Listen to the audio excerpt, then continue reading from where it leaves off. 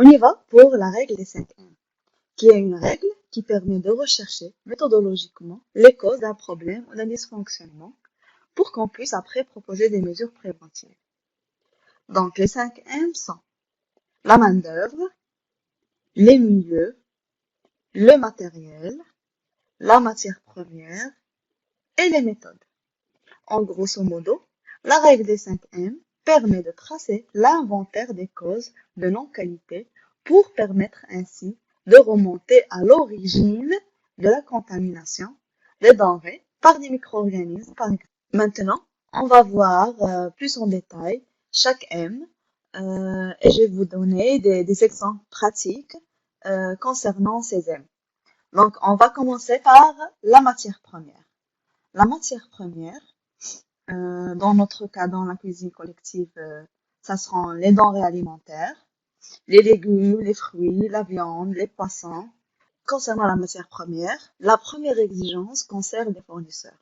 La responsable de l'établissement ou de restaurant, par exemple, doit s'assurer que leur fournisseur possède un agrément ou une dispense d'agrément et qu'ils sont référencés et qu'ils ont un numéro de siret qui sert à son référencement. Donc, parlons des matières premières. On doit s'attarder à un point très important qui est le stockage, pardon, le stockage et les températures maximales de conservation. Donc, ces dernières doivent être conformes à celles mentionnées dans l'arrêté de 29 septembre 1990. Leur maîtrise doit être considérée comme un point critique à maîtriser. Cet arrêté de 29 septembre 1997, le stockage des préparations finies et des denrées après déconditionnement doit être au maximum de 3 degrés Celsius pour les préparations froides et en minimum 63 degrés Celsius pour les préparations chaudes. Donc, ces températures de stockage doivent être bien maîtrisées et contrôlées. C'est pour cela ils sont des CCP à maîtriser. On passe maintenant à l'étiquetage.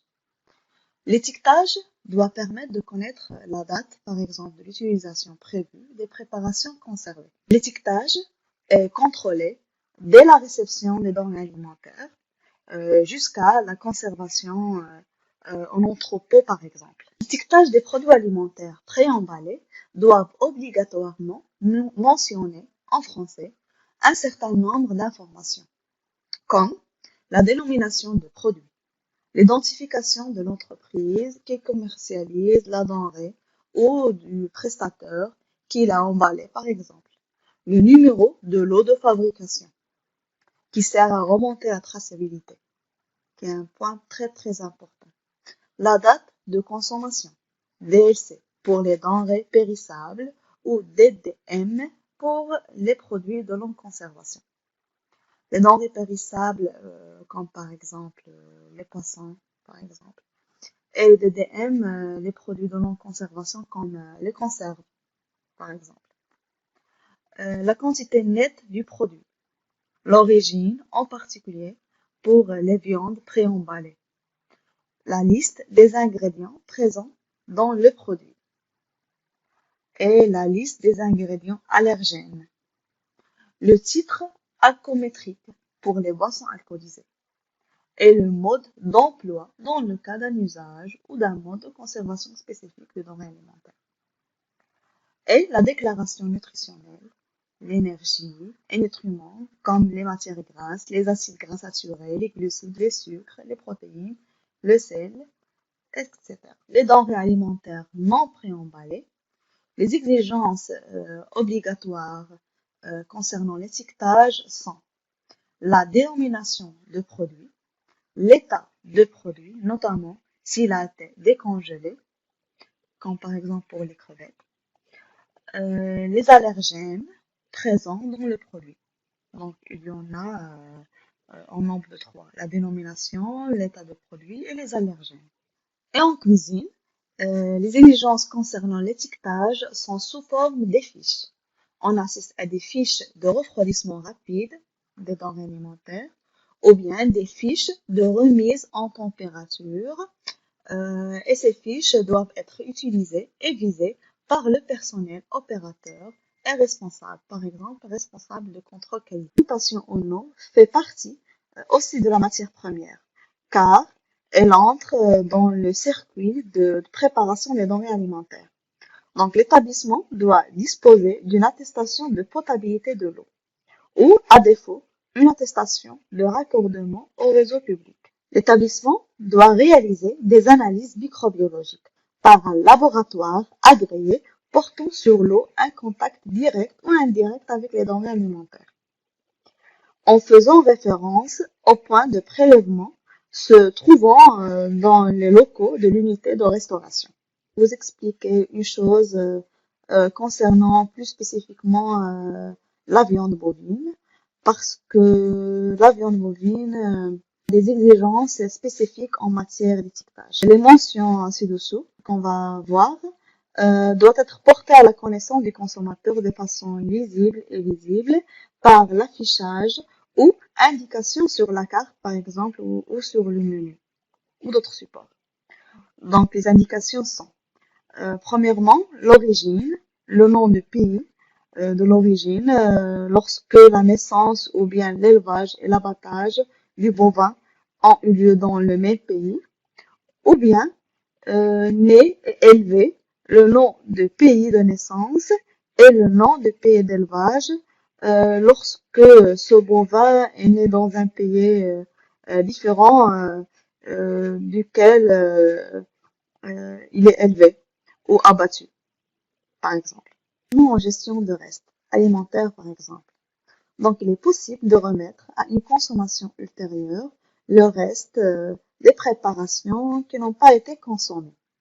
Mais on doit remplir certaines conditions qui sont, pour les préparations réfrigérées, elles ne doivent pas avoir été déjà présentées au consommateur à température et bien sûr être conservées à une température réglementaire comme on a déjà mentionné auparavant, plus 3 degrés maximum. Donc pour les préparations chaudes, la même chose pour les préparations réfrigérées, ne doivent pas être présentées auparavant au consommateur.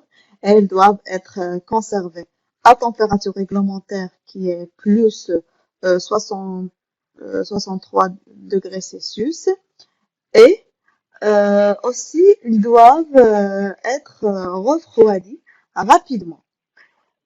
C'est un point qu'on peut considérer comme un point critique, c'est la maîtrise de refroidissement. Donc le passage de la température réglementaire 63 degrés à 10 degrés par exemple, ce passage doit être en minimum en 2 heures, puis stocké à plus 3 degrés Celsius. Et elles doivent avoir été remises à une température plus 10 degrés en moins d'une heure. Donc, si on veut réchauffer un plat déjà refroidi auparavant, le passage de 10 degrés de 63 degrés, il doit être effectué en moins d'une heure. À savoir qu'il est fortement interdit de congeler les denrées alimentaires et il est aussi interdit de garder pour un prochain service des préparations chaudes n'ayant pas été refroidies rapidement, comme on a déjà vu, au minimum 1 heure pour l'échauffement et 2 heures pour le refroidissement. Maintenant, on va attaquer le guide des bonnes pratiques de l'hygiène. Le guide des bonnes pratiques de l'hygiène est un outil indispensable qui doit permettre aux professionnels du secteur de restauration de mettre en place les bonnes pratiques d'hygiène et, après, les principes de l'HACCP, les 7 principes de l'HACCP. Ce guide est un prérequis indispensable. Tout établissement se doit le posséder et de le maintenir à disposition des opérateurs cuisine afin qu'ils puissent s'y référer en cas de besoin.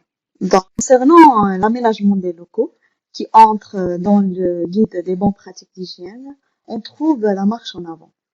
On assiste à 2 types de marche en avant. La marche en avant dans l'espace et la marche en avant dans le temps. La marche en avant dans l'espace constituent les différentes étapes de la fabrication, de la réception des denrées alimentaires à leur distribution aux consommateurs, s'enchaînent des tâches les plus sales vers les tâches les plus propres, afin d'éviter toute contamination croisée. Ce fonctionnement demande des installations appropriées afin d'éviter tout croisement des denrées saines et des déchets, des conditionnements ou des emballages. La marche en avant dans le temps se font dans un même secteur. Dans ce cas, entre chaque étape, un nettoyage et une désinfection sont indispensables. Afin d'éviter les contaminations croisées, ce fonctionnement doit être prévu dans le plan de nettoyage et de désinfection. Donc, en général, pour atteindre l'objectif global qui est d'éviter les contaminations croisées des denrées alimentaires, la marche en avant aide à éliminer les conditionnements souillés par le biais de cheminement vers les zones de plus en plus propres et en mettant en œuvre des mesures pour ne pas contaminer un produit déjà assaini. Que vous avez une vision plus claire de la méthode de fonctionnement de la marche en avant, je vais vous présenter ce schéma qui englobe tous les circuits qui peuvent exister dans une cuisine. Donc, ce schéma montre trois circuits. Le premier circuit, c'est le circuit des denrées alimentaires. Le deuxième circuit, c'est le circuit vaisselle. Et le troisième circuit, c'est le circuit déchets. Donc, c'est clair, pour le circuit des denrées alimentaires, ça commence par les livraisons, réception, puis on a les denrées qui sont périssables, comme la viande, le poisson ou bien les surgelés, vont aller à la chambre froide, et les denrées alimentaires comme les légumes, les fruits vont aller au magasin, épicerie. Après, les denrées, ça passe dans le poste de préparation. Et après, on a le poste de cuisson, distribution ou hôpital. Et après, dessert.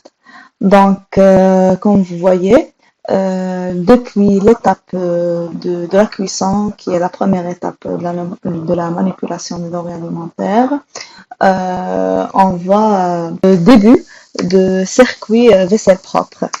Donc, les denrées alimentaires vont être lavées pour être manipulées après, etc.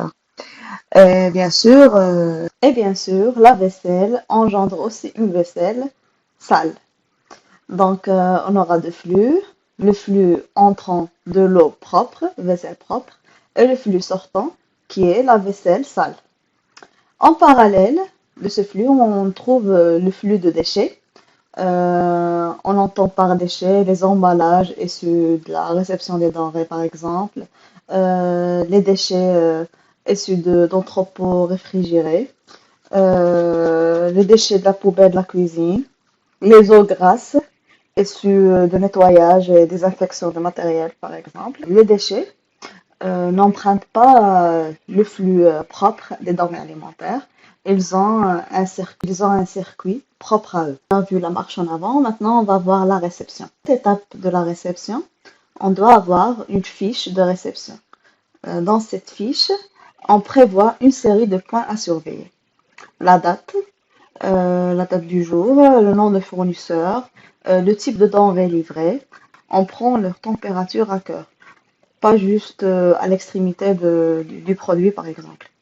L'état de colis, est-ce qu'il est bien entretenu ou non, la présence de la marque sanitaire, la date de péremption DLC ou bien DLUO, toute autre indication quant à la qualité sanitaire et à la fraîcheur. En ce qui concerne la maîtrise des températures, cette maîtrise permet de limiter ou de stopper la multiplication des micro-organismes. Comme on a déjà mentionné, la maîtrise de température doit être un CCP, un point critique à maîtriser. La maîtrise de température se fait pour tous les niveaux de la manipulation des denrées alimentaires. Commençons par la réception des denrées alimentaires, après le stockage des denrées alimentaires, traitement thermique, pendant la cuisson des préparations, pendant le stockage des produits finis, pendant le refroidissement rapide des préparations, et pendant la remise en température de ces préparations, pendant la congélation et pendant la distribution de manipulation des aliments. Donc, comme vous constatez, la maîtrise des températures se fait dès la réception des denrées alimentaires jusqu'à la distribution, tout au long des étapes de la manipulation des denrées alimentaires. Bien souligner que la maîtrise des températures permet de limiter la multiplication microbienne ou de la stopper, ou bien de la détruire ou la réduire à un nombre acceptable par la réglementation.